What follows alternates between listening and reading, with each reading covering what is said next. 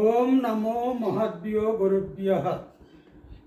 మనకు ఈనాడు తెలుగు ఉగాది సంవత్సరం పేరు పరాభవనామ సంవత్సరం. మన యొక్క 60 సంవత్సరాల రాశిలో ఈ పరాభవం అనేది 40వ అన్నమాట. ఇక్కడ సందేశం ఏంటంటే, ఈ పరాభవనామ సంవత్సరములో దేశాన్ని పాలించేటటువంటి రాజులు అంటే మంత్రులు, ముఖ్యమంత్రులు, గవర్నర్లు, రాష్ట్రపతులు ఇలాంటి వాళ్ళంతా కూడా అధర్మంగా ఉంటే పరాభవాన్ని పొందుతారు అనేది ఇక్కడ అన్నమాట.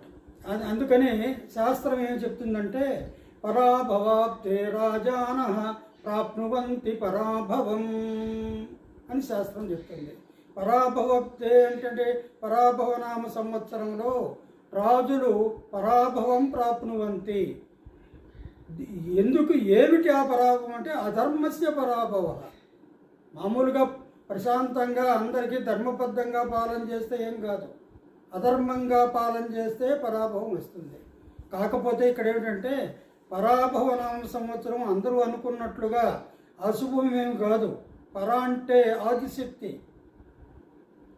ఆమె యొక్క ఆశీస్సులు మనకందరికీ ఉండాలి అని ఈ పరాభవనామ సంవత్సరం మనకు చెబుతుంది. ఇంకొక అర్థం కూడా ఉంది. పరా అంటే ఆదిశక్తి, మహాపార్వతి అన్నమాట. భవుడు అంటే శివుడు.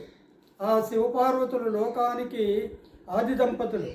వాళ్ళిద్దరూ కూడా మనకందరికీ శుభములను చేకూరాలని కూడా ఈ సంవత్సరం మనకు చెబుతుంది. హరి ఓం.